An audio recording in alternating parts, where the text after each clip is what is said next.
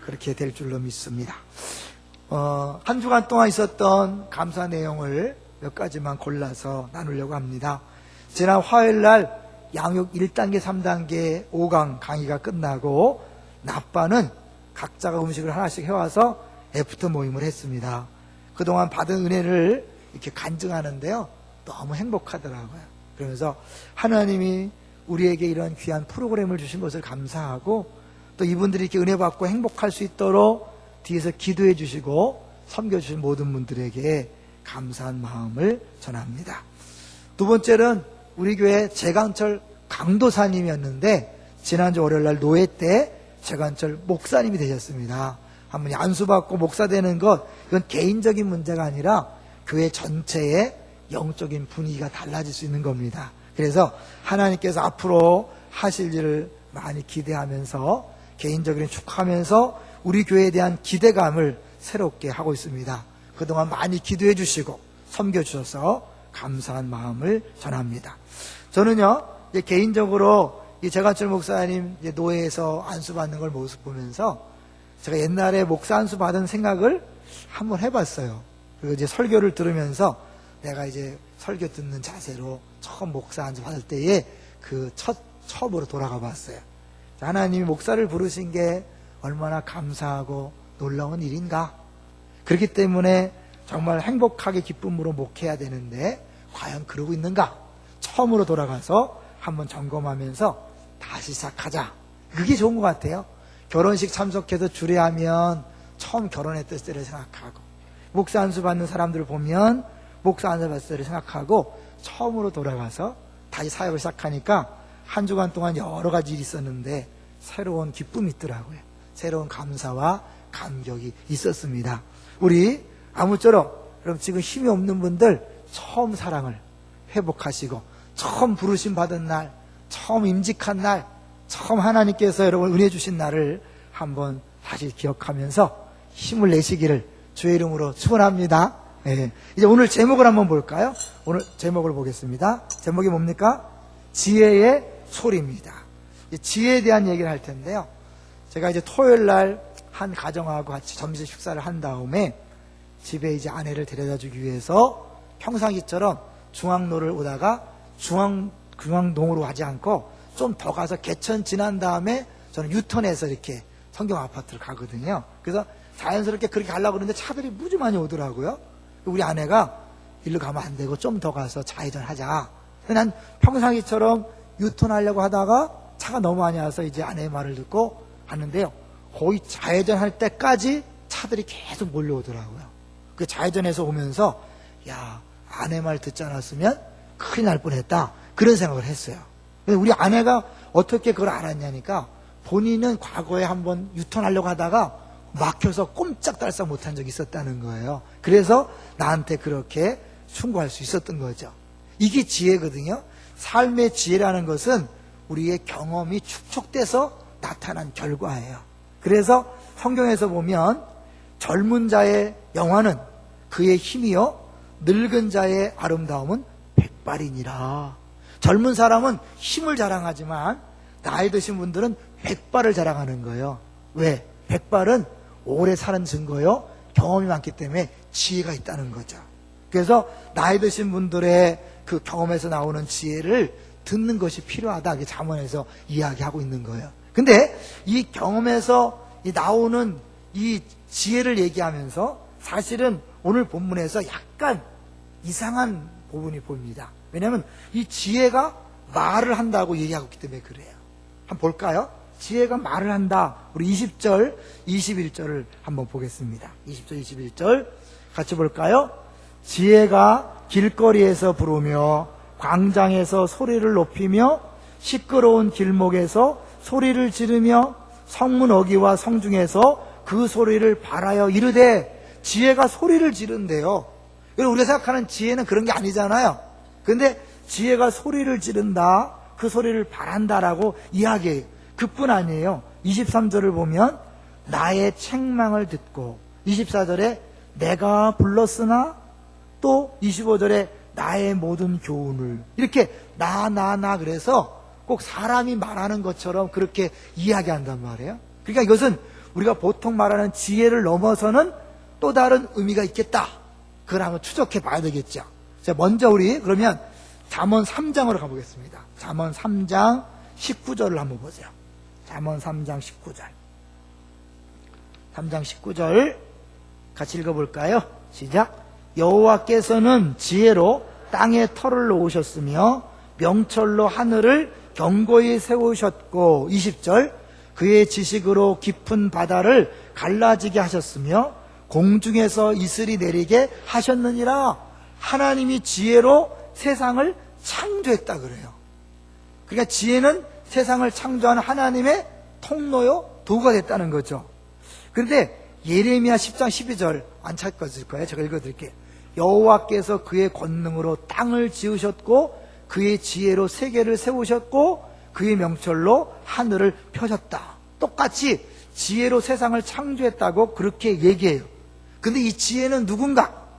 8장으로 가보세요. 잠언 8장. 잠언 8장. 이 지혜에 대하여 아주 구체적으로 또 설명을 합니다. 잠언 8장 22절부터 30절을 한 절씩 교독합니다. 천천히 보면서요, 이 지혜가 뭔지 보겠습니다. 사실 여기서는 지혜란 말이 안 나오지만 왼쪽에 보시면 12절 보세요. 12절에 보시면 나 지혜는 명철로 주소를 삼으며 지식과 근신을 찾아온다니. 그래서 쭉 나나나 하다가 22절에 읽습니다. 여호와께서 그 조화의 시작 곧 태초에 일하시기 전에 나를 가지셨으며. 읽으세요. 13절.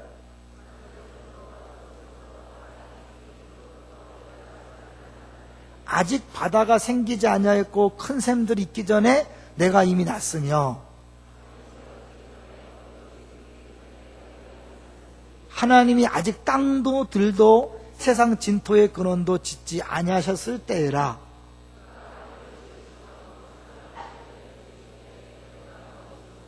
그가 위로 구름 하늘을 견고하게 하시며 바다의 샘들을 힘있게 하시며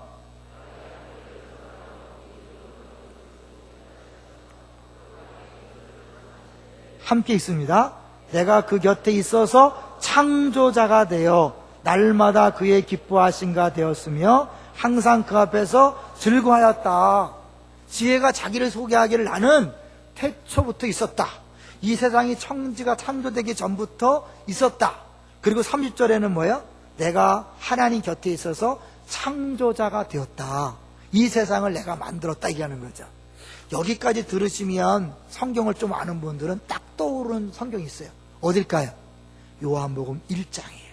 요한복음 1장 1절부터 3절이 떠오를 거예요. 뭘까요? 이제 이 지혜가 무엇을 말하는지를 정확하게 요한복음 1장 1절에서 3절까지 말씀하고 있습니다. 자, 요한복음 1장 1절 3절 화면을 보셔도 됩니다. 시작. 태초에 말씀이 계시니라. 이 말씀이 하나님과 함께 계셨으니 이 말씀은 곧 하나님이시니라. 그가 태초에 하나님과 함께 계셨고 만물이 그로 말미암아 지은 바 되었으니 지은 것이 하나도 그가 없이는 된 것이 없느니라. 누구를 가리키는 거죠? 예수 그리스도에 대한 거잖아요. 그는 태초에 하나님과 함께 있었어요. 그러니까 태초라는 건 천지 창조가 이루어지기 전에 이미 하나님과 함께 있었고 모든 만물이 뭐예요? 그로 말미암아 지은 바 되었다. 예수님이 창조의 역사를 했다는 것을 보여주고 있는 거죠. 그러니까 한마디로 말하면 뭐예요? 이 지혜는 누굴 가리키는 거다?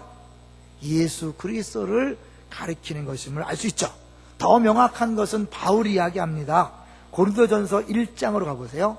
고린도전서 1장 24절에 보면 이 예수 그리스도가 지혜라는 사실을 아주 명확하게 정리합니다. 고린도전서 1장 24절 같이 읽습니다. 시작. 오직 부르심을 받은 자들에게는 유대인이나 헬라인이라 그리스도는 하나님의 능력이요 하나님의 지혜니라. 그리스도가 뭐라고요? 하나님의 지혜다. 30절 보세요. 1장 30절. 1장 30절 시작.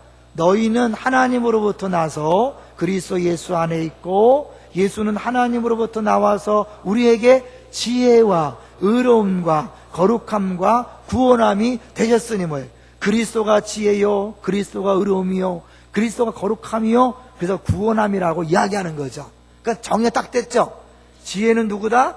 그리스도, 하나님의 아들에 대한 다른 이름이라고 말할 수 있는 거예요. 그러니까 그래서 성경에서는 이 하나님을 경외하는 것이 지혜의 근본이다. 지혜의 근본 해결을. 근본이라는 것은 뭐냐면 으뜸이다. 가장 핵심적인 거라는 거죠. 그러니까 세상은 예수님이 지혜신데 그 지혜로 만들었기 때문에 그 세상의 원리를 찾으면 거기 지혜가 나오는 거죠. 이해되시죠? 그래서 우리 잠언 1장 7절로 한번 가볼까요? 잠언 2장 7절. 우리가 이제 다시 본문으로 돌아가서요. 이제 이 지혜란 게 뭔지 우리가 알았으니까 1장 7절을 보시면 지혜란 것과 여호와를 경외하는 어떤 연관이 있는가? 1장 7절 시작. 여호와를 경외하는 것이 지식의 근본이거늘 미련한 자는 지혜와 훈계를 멸시하느니라. 이렇게 사람들이 이 하나님의 지혜를 무시하고 멸시하기 때문에 오늘 본문에서 이야기하는 거죠. 자, 오늘 본문 다시 가세요. 20절과 21절. 어느 정도로 하나님의 애를 썼는데 무시하는가? 20절, 21절을 같이 보겠습니다. 시작. 지혜가 길거리에서 부르며 광장에서 소리를 높이며 시끄러운 길목에서 소리를 지르며 성문 어귀와 성중에서 그 소리를 발하여 이르되, 장소를 보세요. 길거리에서, 광장에서, 시끄러운 길목에서, 성문 어귀와 성중에서. 강의실이 아니에요.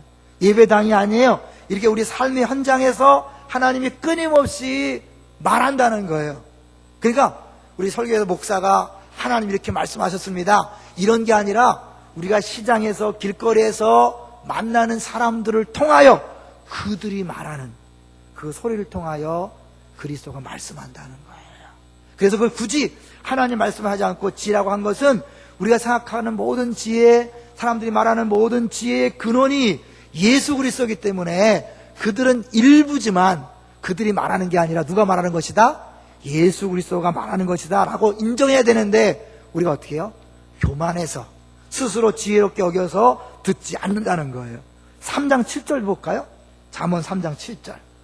왜 안 듣는가? 왜 우리가 지혜의 말을 듣지 않는가? 3장 7절 시작. 스스로 지혜롭게 여기지 말지어다. 여호와를 경외하며 악을 떠날지어다. 그럴 때 뭐예요? 우리 6절도 미리 한번 보겠습니다. 이따 또 보겠지만 6절 보세요. 시작. 너는 범사에 그를 인정하라. 그리하면 내 길을 지도하시리라. 하나님을 인정하고 겸손히 따라갈 때 하나님 지도하시는데 스스로 지혜롭게 여기면서 말을 듣지 않을 때에 문제가 발생한다는 것을 보여주고 있는 거죠. 어때요? 여러분은 다른 사람의 말을 잘 듣는 편입니까? 안 듣는 편입니까? 나는 주의 말씀은 들어도 사람의 말은 잘 안 듣는데요. 네, 그게 교만이에요. 하나님 말씀을 잘 듣는 사람은 하나님이 누구를 통해서도 말씀할 수 있다는 것을 인정하는 거예요. 믿습니까? 왜요? 우연은 없잖아요. 모든 사람의 만남, 모든 환경은 주님이 주신 거예요. 믿습니까? 그렇기 때문에 주님이 직접 우리에게 말씀할 수 있지만 우리가 만나는 사람들을 통하여, 내 아내를 통하여, 남편을 통해 말하는 거예요. 그러니까 아내 말을 듣지 않고 남편 말을 듣지 않은 사람은 하나님 말씀에 귀를 기울이지 않는 거예요. 또 내가 시장에서 장사하다가 사람들이 말하는 소리, 그건 그 사람의 말이 아니에요. 하나님이 그 사람 입을 통하여 우리에게 말씀하실 수 있는 거예요. 예를 들어서 믿는 사람이 왜 그래요? 당신 믿는다면서 어떻게 그럴 수 있어요? 이거는 뭐예요? 주님의 경고의 음성인 거예요. 우리가 당연히 마땅히 하나님 말씀대로 하나님 백성답게 살아야 되는데 살지 못하니까 시장에서 길거리에서 다른 사람들이 소리 지르면서 그렇게 살면 안 됩니다. 하나님 백성이 이렇게 살면 됩니까? 라고 한다는 것 여러분 기억하시라고 오늘 본문이 말하고 있는 거예요. 다시 보세요. 여기 뭐예요? 얼마나 안타깝게 부르짖는가. 지혜가 길거리에서 부르며 광장에 소리를 높이며 시끄러운 길목에 소리를 지르며 성문 어귀와 성중에서 그 소리를 발하여 이르되. 그러니 말을 듣지 않았을 때 어떤 어려움이 있는가. 이렇게 간절히 부르짖고 말하라고 하는데 안 들을 때 어떤 일이 벌어지는가 보겠습니다. 26절을 보세요. 26절 어떤 결과가 오는가. 시작.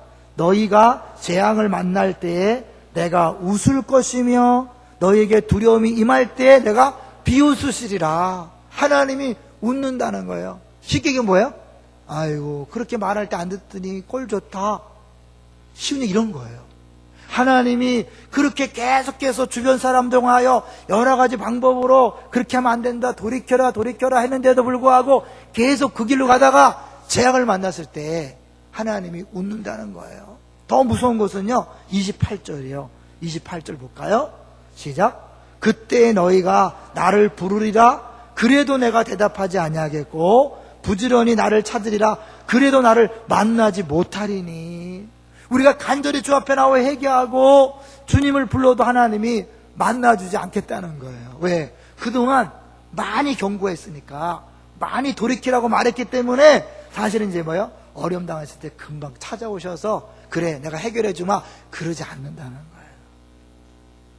목회하다 보면 정말 안타깝게 눈물 지며 기도하시는 분들이 있어요. 근데 쉽게 응답이 안 오는 것처럼 보일 때가 많이 있어요.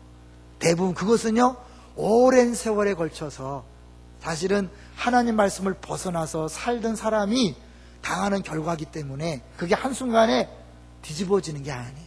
한순간에 변화되는 게 아니에요. 고쳐지는 게 아니에요. 왜요? 그것은 열매이기 때문에. 자 볼까요? 31절을 보세요.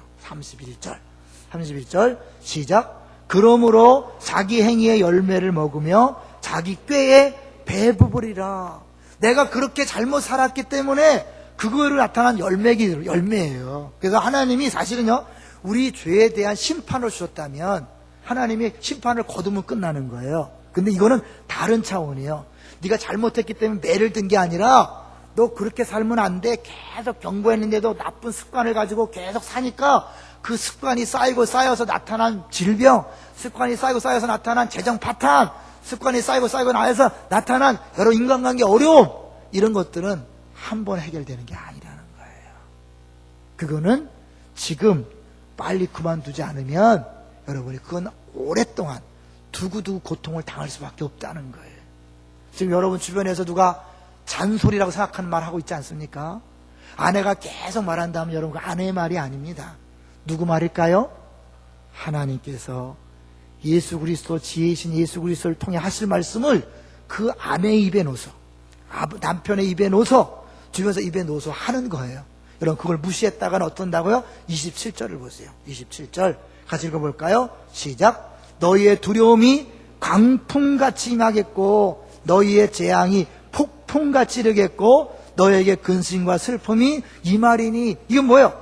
아무 일이 없다가 갑자기 지금 뭐 아무 일 벌어지지 않은데 뭘 이렇게 떠들어? 시끄러? 조용해? 내 인생 내가 책임져? 책임질 수 있나요? 여러분이 책임질 수 있는 게 아니잖아요. 여러분이 그렇게 말을 안 듣고 덜컥 병에 걸려보세요. 그럼 여러분 개인의 문제가 아닙니다. 온 가족이 고통당하는 거예요. 여러분 사업에 망해보세요. 잘못해서 어쩔 수 없이 경기 때문에 어쩔 수 없이 잘못해서 내가 잘못된 방법으로 계속하다가 그래서 엄청난 광풍이 온다면 그 개인의 문제가 아니에요. 직원들 모두가 고통을 당하는 것이고요. 사회 전적으로 어려움을 당하는 거예요. 동의하십니까? 그 얘기를 하는 거예요. 왜 주의 소리를 하지 않고 지혜의 소리라고 했는가? 우리가 볼 때 주님의 소리라고 인정하지 않을 만한 그 많은 것들도 결국 주께서 말씀하신 것이요 그것을 듣고 돌이키지 아니하면 어려움이 있다는 것을 보여주고 있는 거예요. 더 무서운 말씀 뭔지 아세요? 그 말을 듣고 행하지 않았을 때 여러분이 쌓아놓은 모든 것들이 어느 한순간에 와르르 다 무너져서 정말 헛수고했구나라고 느낄 때가 있다는 거예요. 마태복음 가볼까요? 마태복음 7장 가보세요. 여러분 주님의 엄중한 경고를 들으셔야 합니다. 마태복음 7장 24절부터 27절까지 주님이 산상수훈으로 쭉 말씀했어요. 그리고 그 말씀에 대하여 너희들이 어떻게 반응하냐에 따라서 결과가 달라진다. 7장 24절 읽어봅니다. 시작. 그러므로 누구든지 나의 이 말을 듣고 행하는 자는 그 집을 반석에 지은 지혜로운 사람 같으리니 비가 내리고 창수가 나고 바람이 불어 그 집에 부딪히되 무너지지 아니하나니 이는 주추를 반석에 놓은 까닭이요. 이건 좋은 거죠. 말씀을 듣고 순종하여 그렇게 살았을 때는 반석에 집을 세운 것처럼 어떠한 어려움에도 든든하다는 거예요. 그런데 26절 볼까요? 나의 이 말을 듣고 행하지 아니하는 자는 그 집을 모래 위에 지은 어리석은 사람 같으리니 비가 내리고 창수가 나고 바람이 불어 그 집에 부딪힘에 무너져 그 무너짐이 심하니라. 여러분, 우리가 그렇게 하나님 말씀대로 하지 않고 내 마음대로 쌓은 것, 멋있게 쌓은 것처럼 보이지만 어느 한순간에 와르르 다 무너진다는 거예요. 일생을 다 산 다음에 내가 헛살았습니다. 내가 자식을 잘못 키웠습니다. 내가 사업을 잘못했습니다. 내가 직장생활을 잘못했습니다. 내가 신앙생활을 잘못했습니다. 이런 고백을 할 수 있다는 거예요. 하나님은 그 일을 만나기 전에 미리 많이 말씀한다니까요. 20절 20절 다시 보세요. 길거리에서, 광장에서, 시끄러운 길목에서, 성문의 성중에서 소리를 지른다니까. 그들이 알아듣지 못하니까 소리 지르는 거예요. 그렇게 살면 안 돼요. 돌이키세요. 왜 그래요? 여러분 생각해 보세요. 누가 이런다고요? 여러분이 힘들게 하고 억울하게 한 사람, 아무 힘이 없어 눈물 흘리는 사람들이 어떻게 믿는 사람이 그럴 수 있어요? 그거는 뭐예요? 주님의 음성인 거예요. 마태복음 25장에 보면 양과 염소로 갈라놔요. 그럼 양에게 그래요. 너는 내가 굶주렸을 때 먹을 걸 줘왔고 내가 헐벗을 때 옷을 입혀줬다. 이들이 얘기해. 언제 그랬습니까? 우리가 언제 그랬나요? 적은 소자에게 한 것이 나에게 한 것이다. 적은 소자와 예수님이 동격이에요. 여러분이 함부로 대하고 함부로 학대하고 손해를 끼치고 눈물을 흘리게 한 그 사람이 어떻게 그럴 수 있어요? 집사님이 어떻게 그럴 수 있어요? 그 말은 예수님이 그 사람 입을 통해 소리치는 겁니다. 그런 것들을 무시하고 계속 갔을 때 주님이 참다가 결정의 시간이 되면 광풍이 몰아치는 거예요.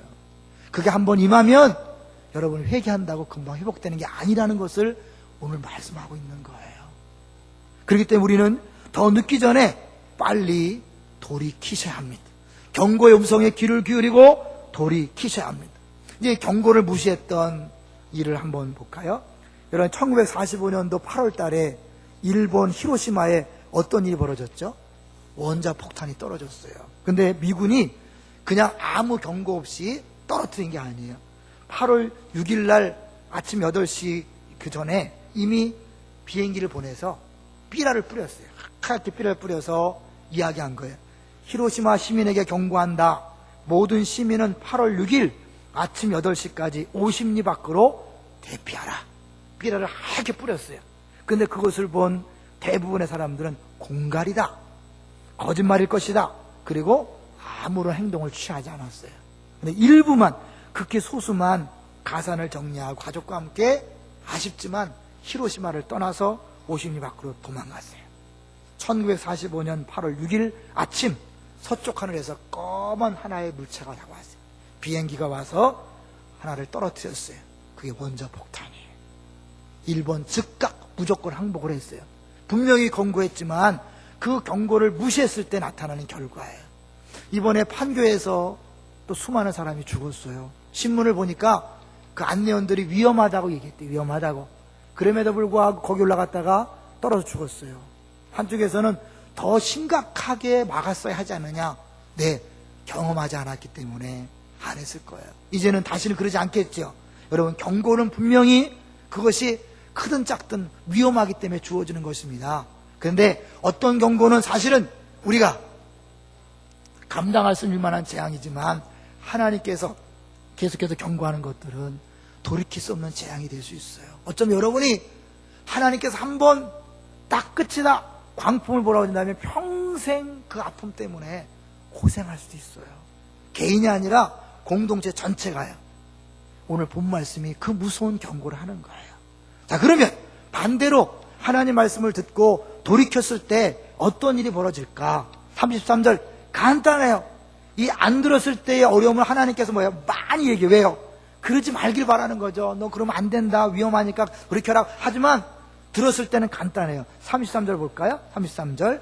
자, 시작.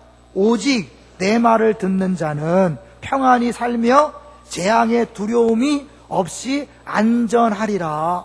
내 말을 듣는 자는 평안히 살며 재앙의 두려움이 없이 안전하겠다. 주의 말씀을 들으면 주께서 푸른 초장 맑은 시내 말거리 인도하는 거잖아요. 시편 13편에 여호와는 나의 목자시니 내가 부족함이 없으려다. 부족함이 없는 그 삶은 뭐예요? 목자이신 주님을 따라갈 때만 가능한 거예요.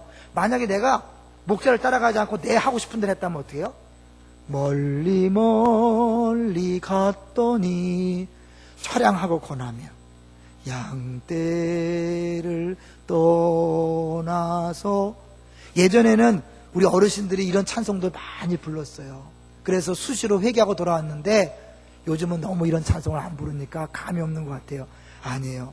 그때나 지금이나 하나님은 동일하신 분이에요. 하나님 지금도 목자이신 주님을 따라가면, 그 음성을 듣고 따라가면 푸른 초장 맑은 시냇물가로 인도하지만 따라가지 아니하면 어려운 거예요. 근데 여러분, 여기서 볼 때 33절이 중요한 게 뭐냐면 이 내 말을 듣는 자를 단수로 표현한다는 거예요. 자, 33절 다시 보면요, 오직 내 말을 듣는 자는 단수예요. 그 전까지는 뭐예요? 너희 어리석은 자들아, 너희가 듣기 싫어하고 계속해서 복수로 너희란 표현을 계속 썼지만 그 중에 돌아오는 사람을 단수로 표현하는 건 뭐예요? 많은 사람에게 초청했어요. 길거리에서, 성문어기에서 모든 사람이 듣도록 다 얘기했어요. 못 들었다고 말하지 못하도록 다 얘기했어요. 근데 그 말을 듣고 돌아온 사람은 극히 일부라는 거예요. 마태복음에 보면 넓은 문과 좁은 문이 나오죠. 넓은 문은 가기가 쉬우니까 많이 가는데 멸망이에요. 좁은 문은 가기 어려우니까 조금 몇 명 안 가요. 거기에 생명이라는 거예요. 신앙생활은 늘 선택입니다. 여러분, 하나님 말씀을 듣는 것은요 힘들어요. 왜? 내가 갖고 있는 모든 것들을 버려야 되니까, 내 고집과 경험과 생각을 버려야 되니까 어려운 거예요. 그런데 그것을 버릴 때 주님께서 여러분을 안정한 곳으로 또 평안히 그렇게 인도하실 줄로 믿습니다. 그것이 잠언 3장 6절 한번 다시 볼까요? 잠언 3장 6절 보세요. 잠언 3장 6절 다시 보겠습니다. 시작. 너는 범사에 그를 인정하라. 그리하면 내 길을 지도하시리라. 이 세상을 만드신 그 예수님, 지혜의 근본이신 예수님이 이 세상을 만들었으니까 이 세상에 어떻게 살면 좋은지 알까요, 모를까요? 당연히 알죠. 이 세상을 만들었기 때문에 이 세상의 매뉴얼을 알고 계신 분이에요. 그래서 그분의 말씀을 들으면 하나님께서 정확한 길로 인도하신다는 거예요. 찬송가 384장 한번 가보실래요? 여러분, 우리가 잘 아는 384장을 오늘 본문 설교와 함께 생각하면서 불러봅시다. 찬송가 384장. 만사형통이 언제 약속된 건가? 나의 갈 길 다가도록 예수 인도하시니 내 주 안에 있는 분을 어찌 의심하리요. 믿음으로 사는 자는 하늘 위로 받겠네. 무슨 일을 만나든지 만사형통하리라. 무슨 일을 만나든지 만사형통하리라. 아멘. 무슨 일을 만나든지 만사형통하리라. 무슨 일을 만나든지 만사형통하리라. 언제요? 나에게 이렇게 다가도록 예수가 인도하실 때, 그분이 말씀하시고 그분의 말씀을 따라갈 때 예수님이 인도하시고 하나님을 따라가는 것이고, 그럴 때 만사형통이 기록적으로 약속되어 있는 거예요. 사실은요, 우리가 주님을 따라가는 것이 이해가 안 갈 때가 많이 있어요. 왠지 아세요? 양은 눈이 나쁘기 때문에 목자가 가는 푸른 초장 맑은 시냇물이 안 보여요. 그냥 목자가 앞에 가고 양을 따라가는 거예요. 뒤에 궁둥이만 보고. 그러니까 내가 보고 가는 게 아니에요. 확실히 알고 가는 게 아니에요. 그냥 따라가다 보면 아하. 그래서 오늘 본문 다시 보세요. 23절을 보세요. 이 말 뜻이 무엇인지 보겠습니다. 23절 시작. 나의 책망을 듣고 돌이키라. 보라, 내가 나의 영을 너에게 부어주며 내 말을 너에게 보이리라. 자꾸 일단 돌이키면, 들을 준비를 하면, 주님께서 따라오면 그 다음에 뭐예요? 나의 영을 부어준다. 요한복음 14장 기억하세요? 예수님이 제자들에게 많은 말씀을 했어요. 제자들이 이해를 못했어요. 그때 말씀하셨어요. 네가 지들은 이해 못한다. 내가 보혜사를 보내리니 그가 내가 한 말을 기억나게 하고 가르치리라. 성령께서 오셔야 정확한 의미와 뜻을 알게 되는 거예요. 잘 모르지만 먼저 따라가기 결단하고 따라갈 때 성령께서 가르쳐 주셔서 명확하게 알게 하신다는 뜻이에요. 근데 여러분, 우리는 내가요 부족하지만 얼마나 우리가 모자랍니까? 그래도 그것을 놓지 못해요. 내가 알고 있는 게 전부야. 내가 지혜롭게 생각하는 거예요. 그 주님의 길을 안 따라가는 거예요. 바울이요, 내가 예수 그리스도를 알기 위해서 내 모든 것들을 배설물 똥으로 여겼다. 왜 그렇게 했어요? 자기가 알고 있는 그 지식이, 그 지혜와 경험이 예수님을 전적으로 따라가지 못하도록 방해가 되는 거예요.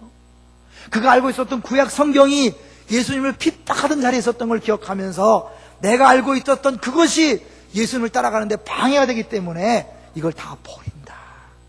여러분이 그동안 신앙생활 했고 그동안 성경을 알았고 경험했던 모든 것들, 그런 것들을 다 버리고 전적으로 주를 따라갈 때 주의 인도하심을 받을 수 있는 줄로 믿습니다. 여러분 아시지만 그게 잘 안 돼요. 좀 신앙생활을 오래 할수록 잘 안 돼요. 왜요? 아는 게 많으니까 뭐는 어떻고 뭐는 어떻고 뭐 신학적으로 어떻고 뭐 어쩌고. 그런데 지나고 나서 보면 그게 얼마나 우스운지 아시겠죠? 우리 그것 때문에 못 가는 거예요. 여러분, 일단 주께서 계속해서 말씀하시면 돌이키세요. 그러면 주님께서 영을 부어주셔서 이게 무슨 뜻인지 알아요. 그냥 돌이키지 않는 사람에게는요 아무리 얘기해도 소용없기 때문에 하나님의 영도 부어주지 않는다는 사실을 기억하세요. 이제 하나님의 인도하심을 바라보면서 산 한 사람, 조지 워싱턴 카버라는 땅콩 박사 이야기를 영상을 통해서 잠깐 보겠습니다. 그의 일생은 오로지 주님만 바라보고 주의 인도심을 사모했습니다. 한번 영상을 보시죠.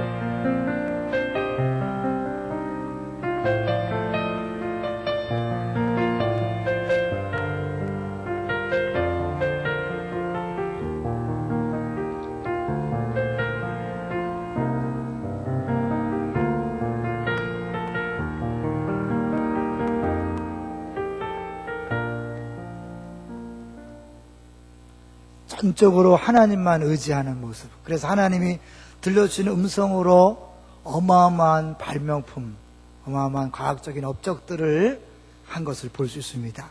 신앙 따로 사업 따로 아닙니다. 신앙 따로 공부 따로 아닙니다. 신앙과 모든 삶은 직결되어 있습니다. 믿습니까? 하나님께서 이 세상을 지었기 때문에 그 지혜를 우리에게 가르쳐 주시면 우리의 모든 인생에 필요한 모든 것들이 주어집니다. 근데 하나님이 그 지혜를요, 누굴 통해 준다고요?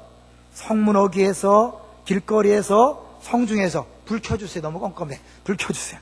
그래서 거기서 하나님께서 사람들을 통해서 말씀하는 거예요. 여러분, 하나님이 이 세상을 창조했다고 믿습니까? 그리고 하나님 이 세상을 지금 다스리고 있다는 걸 믿습니까? 그 우연이 없잖아요. 그러니까 하나님이 만나게 하신 모든 만남은 우연이 아니에요. 모든 환경도 우연이 아니에요. 그래서 우리 가족을 비롯해서 내 주변 사람들이 이야기하는 것에 귀를 기울이셔야 합니다. 하나님 음성을 들을 준비가 되어 있을 때 하나님이 다양한 방법으로 다양한 사람을 통해 말씀하시고 그 말씀에 귀 기울여 순종했을 때 우리에게 약속된 형통한 삶, 약속된 풍성함이 주어지는 것입니다. 지혜는 멀리 있거나 높은 곳, 귀한 곳에만 있지 않고 미련하고 비천한 사람들이 생활하는 장소 어디든지 가까이 계시고 또 창밖에서 두드리며 미소를 지르기 때문에 쉽게 접할 수 있습니다. 지혜는 떠들썩한 장터에서도 사람의 마음에 찾아오시고 홀로 있는 처소에서도 성령님의 감동으로 또 진리로 찾아오는 사실을 우리가 기억해야 합니다. 그것이 20절, 21절에 보여주는 거예요. 저는 이제 마지막으로 저에게 하나님께서 들려주신 음성을 같이 나누면서 정리하려고 합니다. 사실은 이제 제가 처음에 교육전사를 안양에서 했어요. 집이 구파발인데 안양까지 너무 멀어요. 차를 몇 번 타야 돼요. 갈 수 없는 곳이었지만 아는 장로님이 소개해서 거기서 이제 등록금 다 대주고 한다 그래서 갔어요. 근데 교회가 크지 않으니까 등록금 안 줬어요. 사례비도 제때 안 나와서 10만 원 주는데 안 나오는 거예요. 내가 구파발에서 안양까지 교통비도 안 나오는 그런 일을 하면서 너무 마음이 아프더라고요. 그래서 내가 한 번은 제 동기생한테 얘기했어요.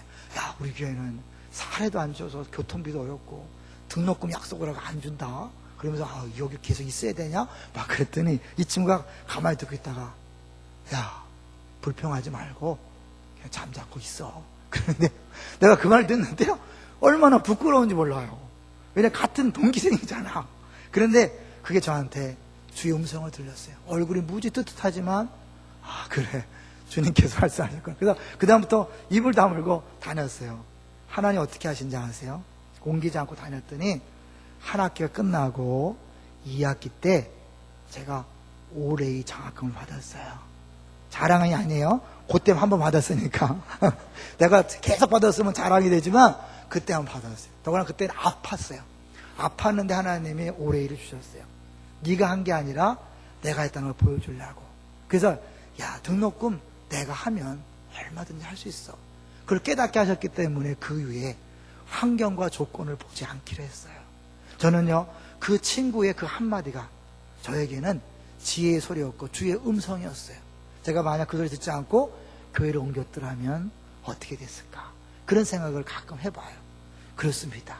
여러분 주변에서 흘러가는 소리처럼 한마디 던진 것, 거기에 귀를 기울이십시오. 그리고 거기서 주의 음성으로 듣고 순종해 보십시오. 하나님이 예비하신 풍성한 그곳으로 하나님께서 인도하실 줄로 믿습니다. 그러면 조지 카바처럼 자기 개인뿐만 아니라 그 개인의 지혜를 활용함으로 우리 온 인류를 행복하게 한 것처럼요, 여러분이 주인 되심을 따라가면 여러분 가정도 공동체도 교회도 행복하게 될 줄로 믿습니다. 주의 음성을 듣게 되시기를 주의 이름으로 축원합니다. 우리 주보를 한번 보십시오.